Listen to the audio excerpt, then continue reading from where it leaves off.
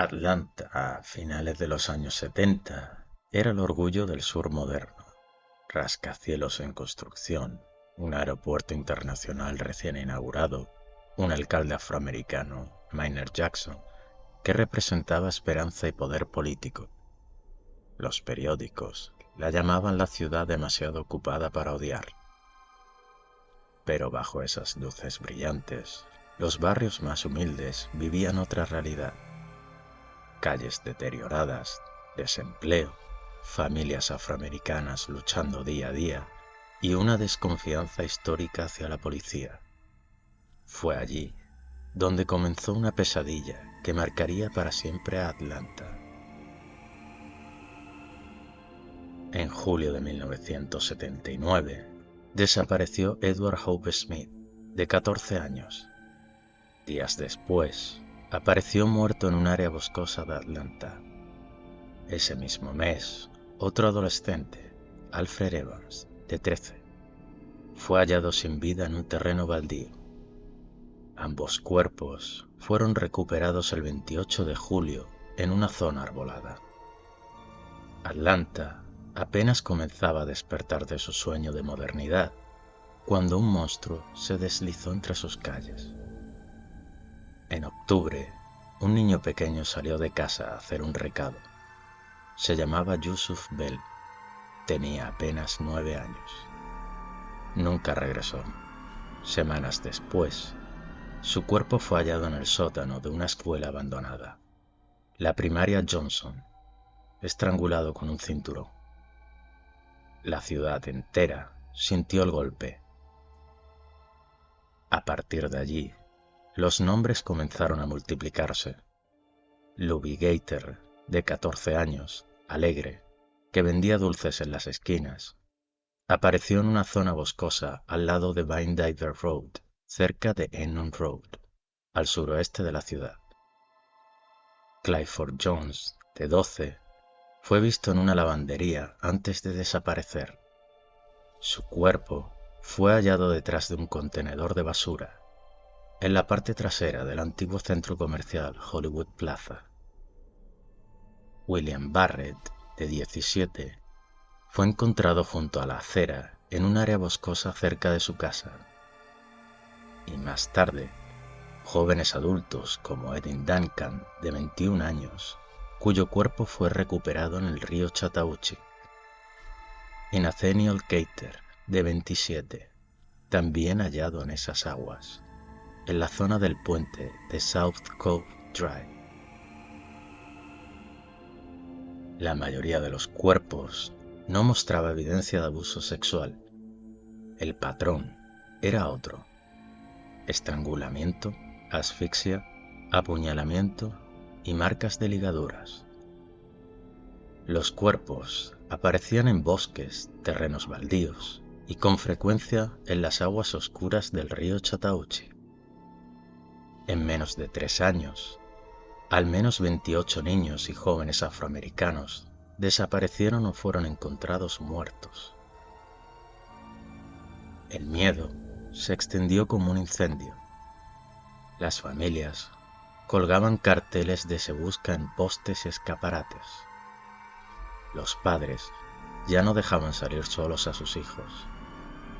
Los vecinos organizaban patrullas con linternas para vigilar las calles. Y el alcalde impuso un toque de queda para menores de 15 años y anunció una recompensa de $10,000 por información. Pronto, esta cantidad aumentó con donaciones y apoyo federal. La presión era enorme. La policía creó una unidad especial y el FBI entró en escena. El jefe en Atlanta, John Glover, se puso al mando. Y desde Quantico llegó John Douglas, pionero del perfil criminal. El perfil fue claro y polémico. El asesino debía ser un hombre afroamericano joven, ya que todas las víctimas eran niños y adolescentes negros. Si un hombre blanco desconocido intentaba acercarse a ellos, este hubiese despertado sospechas de inmediato. Pero un hombre negro carismático del mismo entorno, podía ganarse su confianza fácilmente. El perfil lo describía como inteligente, controlador, obsesionado con la policía, probablemente alguien que había intentado hacerse pasar por oficial, con coche propio y con una necesidad constante de sentirse importante. La ciudad ardía en protestas. Las madres exigían respuestas frente a cámaras y periodistas. En iglesias y plazas se hacían vigilias y los investigadores, sin descanso, recogían cuerpos, pistas y fibras. Fue entonces cuando notaron algo. Varios de los cadáveres habían sido arrojados al río Chattahoochee. Se diseñó una estrategia desesperada. Montaron vigilancia en 14 puentes de la ciudad. Agentes federales y cadetes de policía se escondían de noche, esperando cualquier ruido en el río. Pasaron semanas sin resultados, concretamente 29 días, hasta que llegó la madrugada del 22 de mayo. Eran las 2:52 de la madrugada, bajo el puente James Jackson Parkway, cuando un grupo de agentes escuchó un ruido fuerte en el agua, como un cuerpo cayendo. Segundos después, vieron pasar un coche. Cruzó el puente, dio la vuelta y regresó lentamente. Lo detuvieron. Era un Chevrolet Station de 1970. Al volante iba un joven de 23 años, regordete, con gafas grandes, afroamericano. Wayne Bertram Williams. Cuando le preguntaron qué hacía allí a esas horas, Williams dijo que iba a recoger a una mujer llamada Cheryl Johnson para una audición musical.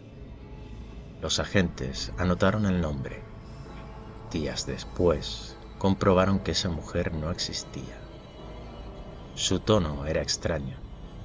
Se mostraba nervioso, pero hablaba con seguridad, como alguien acostumbrado a controlar la conversación. Incluso bromeó con los agentes. Supongo que piensan que soy el asesino de niños, ¿no? El humor resultaba fuera de lugar. Los agentes notaron algo más. Williams tenía arañazos recientes en los brazos. Este explicó que eran de su perro. No había pruebas para arrestarlo y lo dejaron marchar. 2 días después, el río devolvió el cuerpo de Nathaniel Gator. Wayne Williams fue llamado a interrogatorio. Allí mostró su carácter arrogante y altivo. Interrumpía a los agentes, hablaba demasiado y se molestaba cada vez que lo cuestionaban. Mintió sobre Cheryl Johnson. Negó conocer a Gator, aunque testigos afirmaban haberlos visto juntos. Dijo que los arañazos eran de zarzas o de su perro, pero a los investigadores les resultaba evidente. Ese joven encajaba en el perfil como una pieza en un rompecabezas. La policía obtuvo una orden para registrar su casa en el barrio de Dexit Hills y su coche. Allí encontraron lo que necesitaban: fibras verdes de una alfombra poco común que coincidía con fibras halladas en los cuerpos de varias víctimas. Fibras de los asientos de su coche, idéntica a las encontradas en la ropa de algunos niños. Pelos de su pastor alemán, con las mismas características microscópicas que los recuperados en otras víctimas. Era como si cada cuerpo hubiera absorbido poco a poco las huellas invisibles de la vida de Wayne Williams. El 6 de enero de 1982 comenzó el juicio. Los fiscales presentaron 19 coincidencias distintas de fibras y pelos entre las víctimas, la casa y el coche de Williams. Testigos declararon haberlo visto con Keiter, o rondando cerca de lugares donde aparecieron los cadáveres. Las fotografías de los arañazos en sus brazos también se mostraron al jurado. La defensa alegó que las fibras eran comunes, que podían encontrarse en miles de hogares, que no había pruebas directas de asesinato. Pero para el jurado, la suma de todas las piezas era demasiado fuerte. El 27 de febrero de 1982, tras 11 horas de deliberación, Wayne Williams fue declarado culpable de los asesinatos de Jimmy Ray Payne y Nathaniel Keiter. Fue condenado a 2 cadenas perpetuas. Después de su arresto, los asesinatos cesaron. Wayne Williams nació en 1958, hijo único de 2 maestros de escuela pública. De niño, fue inteligente, curioso, apasionado por la radio. En la secundaria montó una emisora casera. Soñaba con ser productor musical y fotógrafo. Ambicioso, hablaba de grandes proyectos, pero rara vez los concretaba. Tenía una obsesión con la policía, montaba luces falsas en su coche y se hacía pasar por oficial, buscando respeto y autoridad. Muchos lo veían como un joven excéntrico, mentiroso y deseoso de ser alguien importante. Y lo logró, pero de la forma más oscura posible. Hoy, Wayne Williams sigue en prisión, cumpliendo 2 cadenas perpetuas. Siempre ha proclamado su inocencia. Dice que fue un chivo expiatorio y que la ciudad necesitaba un culpable para calmar la histeria. En 2019, la ciudad de Atlanta reabrió el caso. Restos biológicos y fibras fueron enviados a laboratorios de Utah para nuevas pruebas de ADN. En 2021, las familias esperaban resultados que aún no han resuelto todas las dudas. El documental de HBO, Los niños perdidos de Atlanta, reavivió el debate. Algunas madres creen que Wayne Williams no fue responsable de todos los asesinatos. Otras creen que fue un montaje para cerrar rápido el caso. Además, la historia de estos crímenes y la figura de Wayne Williams aparece en la serie de Mindhunter de Netflix, donde el personaje se muestra por primera vez en el episodio 6 y tiene una presencia destacada en los episodios 8 y 9. Más de 40 años después, la herida sigue abierta. El río Chattahoochee continúa fluyendo y en sus aguas aún resuenan los ecos de los niños perdidos de Atlanta.